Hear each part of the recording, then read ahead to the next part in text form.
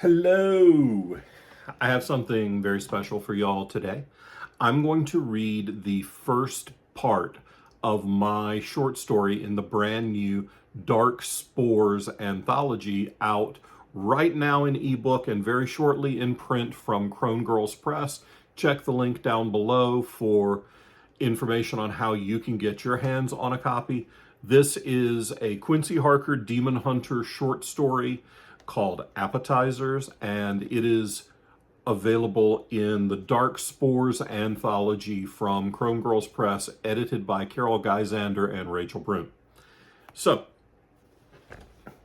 excuse me while I get into my Scrimp Shack cheerwine.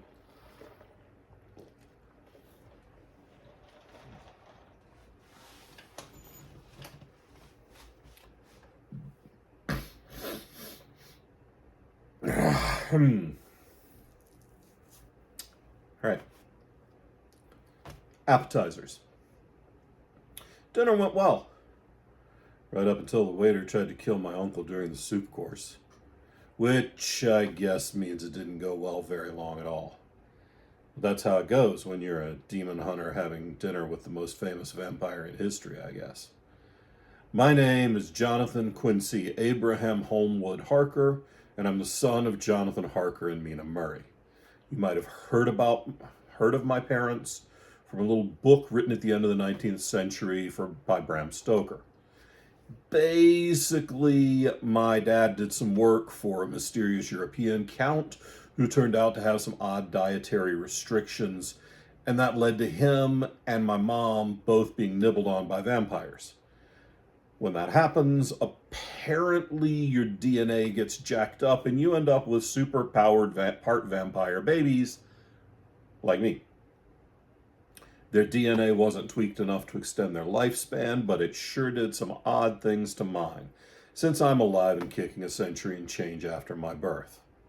Nowadays, I live in North Carolina with my friends, my fiance, my cat, and my uncle, for lack of a better word.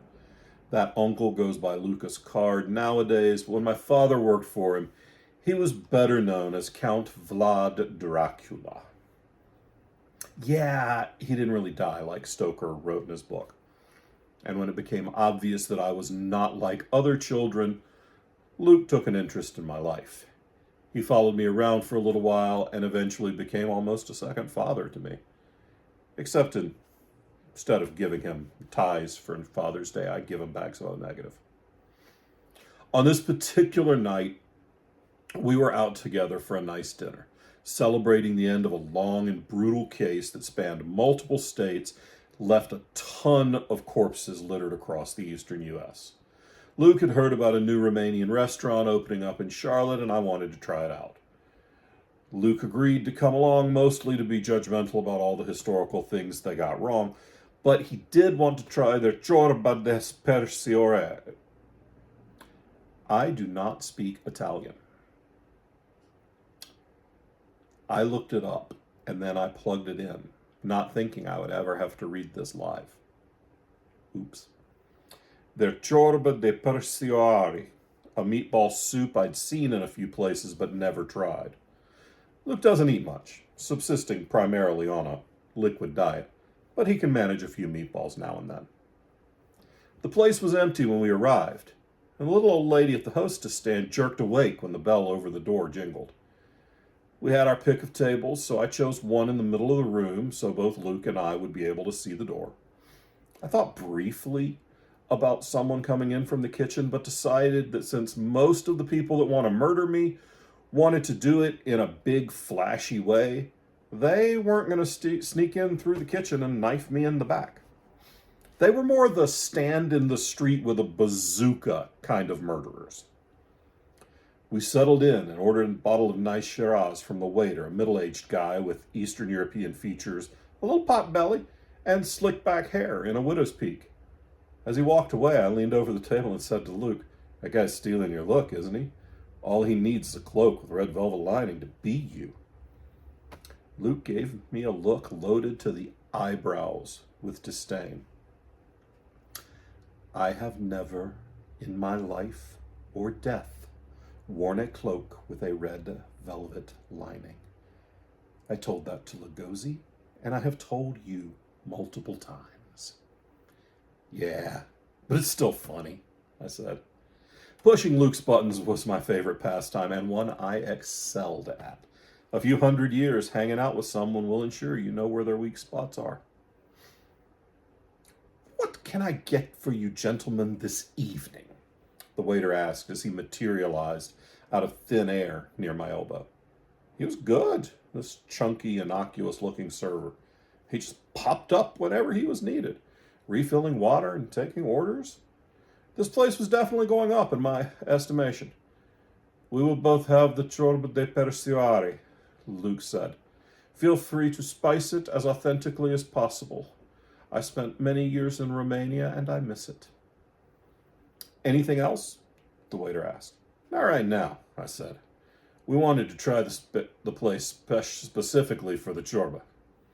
He nodded and vanished, and Luke and I returned to our conversation. The restaurant remained deserted, and I started to wonder if we were either in a mob hangout that everyone else was scared to step into, or someplace with such bad advertising that literally no one but Luke knew it existed. Our soup came, and it was delicious. I hadn't spent any significant time in that chunk of Europe, and my father certainly never went back after his adventures there. So ciorba was not something I'd known before, but it was excellent. It was thick with vegetables and massive meatballs and was heavily seasoned with pepper and garlic. I noticed Luke's nose twitching and smiled a tiny bit. Too much garlic? I asked. No, he replied. Although I am not fond of garlic, this is different. Something... His voice trailed off, and he froze in his seat. This wasn't a metaphorical freezing like someone had surprised him. No, he locked down completely, moving nothing but his eyes, and I saw something I'd never seen before. Panic. Luke. Count friggin' Dracula was afraid. I sprang to my feet, noticing for the first time that my muscles were tight, like I was in the throes of full-body cramp. I stumbled, then fell back onto my butt, sending my chair across the floor with a clatter. I felt paralysis creep along my limbs, a sensation I'd known before and very much did not enjoy. I'd been turned to stone by a Medusa a couple of years back, and it was one of the least pleasant experiences of my exceedingly long life. This felt a little like that, except I could move if I concentrated on doing so. But my arms and legs were heavy, like I had thick resistance bands strapped to them, and I moved at maybe quarter speed at best. Luke was completely frozen, however, unable to even speak. I could only think how terrifying that would be, and how fatal if he had to breathe to survive. I guess sometimes hanging out with dead people has its advantages. I mean, it's not like he could get any deader. At least, I hoped not. Is the soup to your liking, gentlemen? The waiter appeared at the table, silent as ever.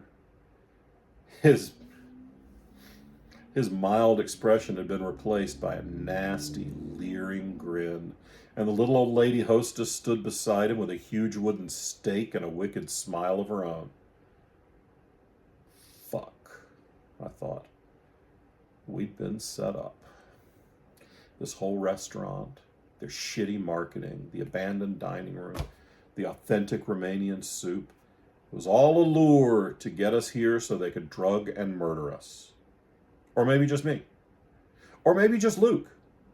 When you've been around as long as either of us have, and dropped as many bodies as we have, it's a coin toss to which one of us any given rando wants to kill. That is about the first half of my, maybe 2/3, of my short story in Dark Spores. If you want to read the rest, you'll have to go click on the link down below, because this is a promotional post. And also there are a pile of stories from some phenomenal authors in here, and you very much need to check it out. You've got, let's see, who all do we have? Let's look in the beginning. I bet it'll tell us. See, there'll be a list here.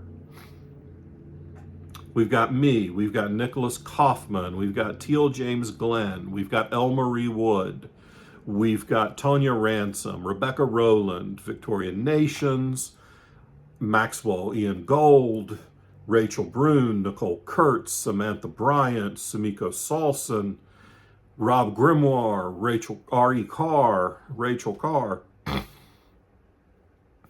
Gordon Linsner, Randy Dawn, a pile of great authors in Dark Spores with a spectacular cover, which it doesn't do it justice to see it in black and white, by Lynn Hanson, who did the awesome cover. So get out there and check out Dark Spores.